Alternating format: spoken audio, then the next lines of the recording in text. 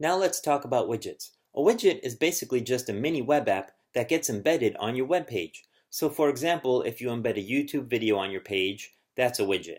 Or a Facebook feed, or Google Maps, or whatever. Those are all widgets. So let's go ahead and add a map. So let's go to Google Maps. We'll just put in the Empire State Building. Okay, let's zoom out a little bit. That looks good. And now we're going to click Share. This gives you a link to the map, but we want to embed the map on our web page. So we click Embed Map. And let's just zoom back in just a little bit. There we go, that looks good. So now we're going to click right here to highlight the code. And then we copy, go back to our web page. Let's place our cursor here. This is where we're going to put the map. Go up here to Widgets. And we simply paste our code into the box. Now here's the trick with Google Maps. The width is set to 600 by default, but we want it to stretch across the page so it looks nice, especially on mobile devices. So we're going to change the width to 100%. And we're going to do the same up here. We click Insert, and there it is. A nice map on your website. Not too much to it. Let's do a YouTube video. Let's go to YouTube. Select a video. Hey, this is Daryl. I'm here with Tech. And we really encourage you to use video services like YouTube for your own videos because this adds an extra arm of marketing for free. Even if nobody's ever heard of you or your company, they may stumble upon your YouTube video and from there you can direct them to your website. Okay, so what we're going to do is click the Share button. And then click Embed. And we're going to uncheck the Suggested Videos box. Now they used to give you a lot more options, including changing the size, but for some reason they got rid of that, which was a terrible move, but hopefully enough people complain and they'll add it back in. But we'll just do it ourselves for now. So we just click the code to highlight it, and then we copy. Let's go back to our site, and let's go ahead and delete this map. So we click the green bar, delete, and it's gone. And this is where we're going to put our YouTube video now. So let's go up to Widgets. And here we're going to paste our YouTube code. Now let's change the size.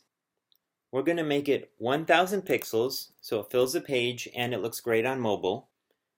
And we'll change this to 563 so that it's the proper aspect ratio. And if you ever forget these dimensions, you can always come back to this video.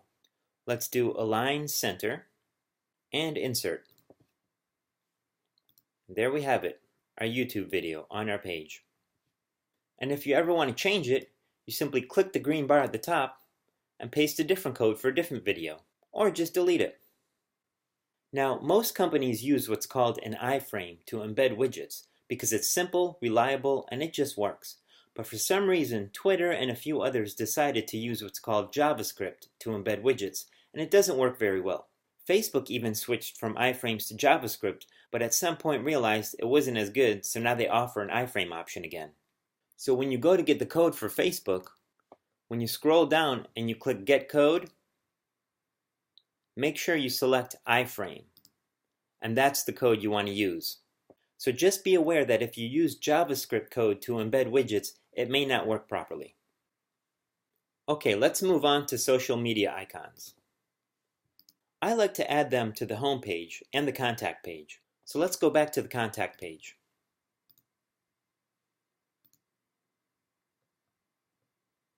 Now to keep things clean, we have everything centered and our icons are going to look beautiful.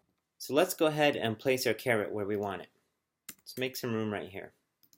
Let's click the Social Media Icons button. And here we're going to paste in the link to our social media, like Facebook. And of course, this would be Facebook / your page name.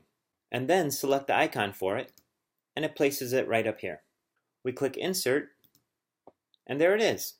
Let's add a few spaces and put a couple more in.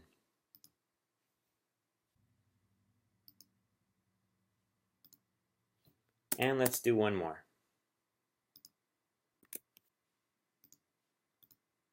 And when you turn off the editor, you can click these icons and it will take you to your pages.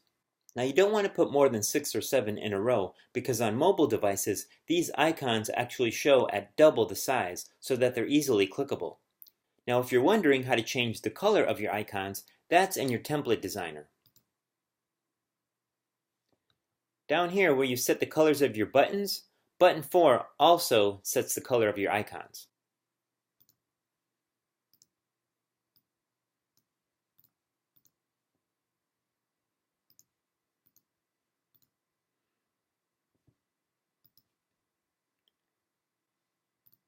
Let's go ahead and save the changes on our page. And now if we reload the page, we see the icons have changed. So that's it for widgets and icons.